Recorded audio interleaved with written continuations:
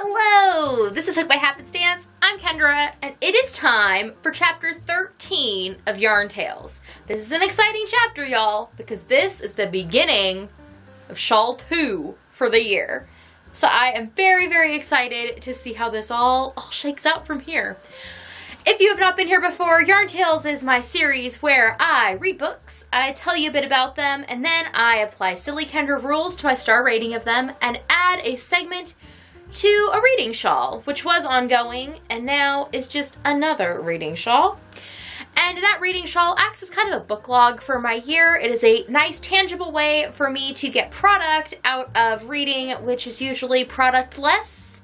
I have also embraced a lot of audiobooks because then I can continue to make product with my hands, because I have yet to figure out how to do the whole reading and crocheting or sewing out of a physical or ebook very well. Those are like separate activities, but audiobooks make it so that I can experience the book through my ear holes and keep using my hands, which is lovely. So today's book is the first in what became like a little like reading spree for me. I read a lot of books in a very few days, and this book was Everything by Nicola Yoon.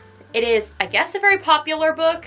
She wrote another book that's being made into a movie that's coming out. I guess Everything is a movie. I don't really watch a lot of movies, and I certainly don't watch a lot of like young adult romance movies, but I did decide to read this young adult romance book. I read it by audiobook using Libby, which is the app through Overdrive, which I get for free from my local library. So look into that if you are looking to get free audiobooks, because there are so many resources out there.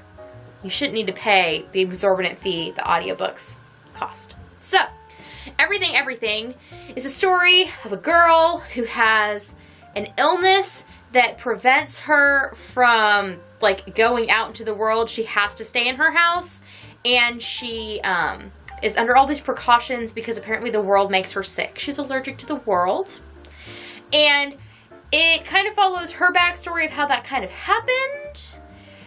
She lives in a house with her mom. Her dad and her brother have died, and she has like a nanny, but she's a teenager now, so it's like a nurse.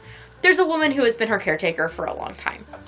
So it talks a lot about what goes on within their household, and then through a window, she meets the neighbor boy, and so that's a thing, and it's mostly about her friendship / romance with neighbor boy.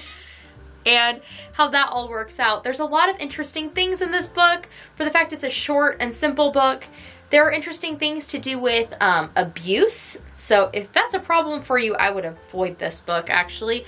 It has to do with abuse and what is abuse and what isn't abuse. Does it have to be physical, emotional, mental? Like, what are those things? And it also follows their like relationship in a short, simple, sweet love story. You know, the insta love that happens in books of this type. But like I say, it was a nice little afternoon of listening. I was hanging out with my family. We were kind of having a family day, but they were playing video games and doing some stuff I didn't want to listen to.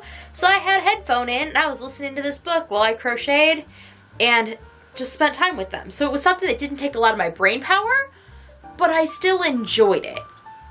The plot was fairly simple, but it was done simply and well, I think.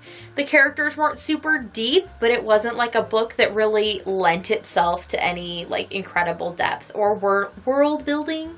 It was a very realistic fiction that, you know, which just plunked us into modern times in the modern world, and that was it. It actually kind of made me think a lot hearing about how her house was set up because she was allergic to everything and she had all of these medical needs. It reminded me, growing up, I just would gobble up Lurleen McDaniel's books. She wrote books about teenagers with terminal illnesses who either hung out with all their terminal illness friends at summer camp or in the hospital, or were basically on their deathbeds and like doing their last hurrah. I don't know why I loved these books so much. I don't like reading books of that sort at all as an adult. But as a kid, you know, if a book did not make me cry at some point, it wasn't great. So I liked the catharsis, I think, and now I have enough catharsis in my life. I don't need any additional. And this book, thankfully, was light and breezy and did not make me upset in that way. So my overall rating for this book out of 5 stars was 4 stars. My rating system is kind of an odd hybrid of an enjoyment scale as well as a craft scale. Was the story good, tight, put together well, nice character development, were there weird extraneous plot points that shouldn't have been there, that sort of thing. That kind of factors into it, but partly that factors in because if there's too much of that stuff, I don't enjoy it as much. So that will knock your rating down. And books that I do enjoy a lot might overlook some of those things because they still might feel really good for me to read. So basically, a 5-star book is a book that I want to shout from the rooftops, people should read this, add this to your list, I feel like you're missing out if you haven't. A 4-star is good. I would recommend it if it came up in conversation, but I'm not seeking out people to tell about it. A 3-star book is meh. Strong meh. It's just fine. There's nothing wrong with it. In fact, in life, the majority of books and things I say are probably 3s. They're okay. They didn't have anything good, anything bad. They just were. A 2-star to me is a book that is either highly problematic to the point it makes me uncomfortable, or terribly written, or just I wish I could have that time back. But it obviously had enough in it that I was willing to finish it. 1-star books are terrible. I don't understand how they made it through the editing phase, or they're just bad to me. And then there's also DNFs, which are do not finishes, which are books that are so bad for me that I won't finish them. Now, my star ratings are always based on myself. I don't anticipate that anybody else will have the same ratings because you don't live in my head. So that is just kind of an overview. I figured since we're starting a new shawl today, I should give you that rundown again so that you can keep it fresh in your mind. I also have some new yarns to share with you. So my new shawl is going to be a combination of Lolo Did It yarns and cattails yarns. I purchased all of these specifically for this shawl, which was a very exciting day for me when I made these purchases. So let's see, I'll put that down there. So here is the audiobook color for this shawl. And this shawl, I don't know how long it's gonna last. We'll see. It's just gonna keep going till I feel like it's an appropriate size, and then I will switch to something else.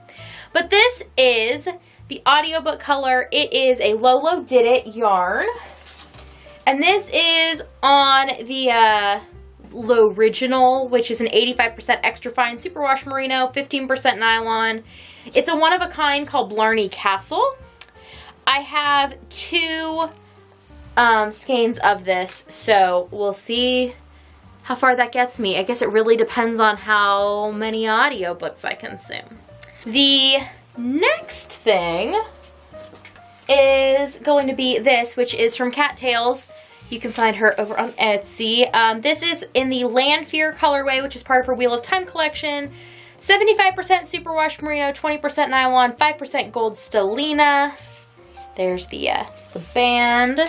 And the Land Fear is this one, which has some creamy yellows, and we've got grays and some pops of black and like a denim-y, but a bright denim blue and a little bit of a robin's eggy blue. So that's those. And these are on a sparkle base. These are going to be for books from Life's Library, which is the subscription service that I get a new book every 6 weeks. Then we have books with my kids. And for books with my kids, I'm going to be using another Cattails yarn. This is, again, from the Wheel of Time collection called Lady Celine. 75% superwash merino, 20% nylon, 5% gold stellina. Again, Lady Celine.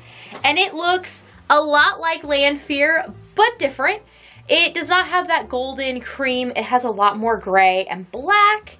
And the blues pop in a different way because of that. This is also on the sparkle base, but that will be for the books with my kids. And then lastly, we have physical books, which this is going to be the Black Aja colorway, which is also from Wheel of Time. This is on her Karat NPC base. It's 75% superwash merino, 25% nylon, the Black Aja, and it's this, which is blacks and grays.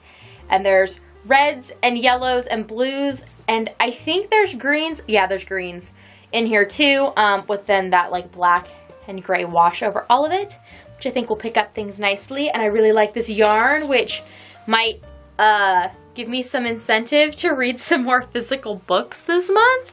And this will get me further than the yarn that I had last month for physical books anyways, which I used all of it up in my last shawl. So this shawl, hopefully I can make a little bit of a physical book dent. I don't know. The shawl as it stands is in the very bottom of this bag. Whoa, okay. I'm gonna try not to lose all my stitches.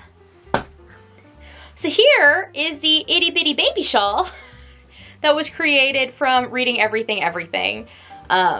It's made, again, out of that Lolo Did It in the Blarney Castle colorway on the L'Original base. And I'm using the same patterns for the patterned rows that I used in the last shawl. I am using a different weight of yarn, however. The last shawl was DK, and this one is fingering weight. And then there's the 4 rows of textured single crochet to denote my star rating. It's funny, when I picked this online, because obviously I ordered it on the computer, I did not realize how much purple was going to be in this colorway, and I love it. Like, I thought it was more blue and like more kind of dark on the screen, but it has at least lavenders in it, which it's perfect for me. So I'm really looking forward to working on this. I am just adding in the increases where it seems appropriate. I do have them kind of marked. When I get to those places, I fudge stitches to make it all work, because I don't know what's coming, because I don't know what kind of star ratings I'm gonna have. So I can't really plan down the pike, you know? So it's a bit of a work as you go and then tweak things to make it all look right. But it's very, very exciting is what it is. Hopefully you will come along for the rest of these Yarn Tales videos. There is a playlist on the channel of what I have been doing so far this year, as well as a shawl that I made last year about last year's reading. So you can check that out if you're interested. And if you want to make sure these pop up in your sub feed, hit subscribe, because you never know when they're going to come out. And the best way to make sure you don't miss anything here at Hooked by Happenstance is to subscribe, and they will just pop up in your feed as they get loaded. All right, I hope you all are having a nice whenever you watch this, and I will see you next time. Bye!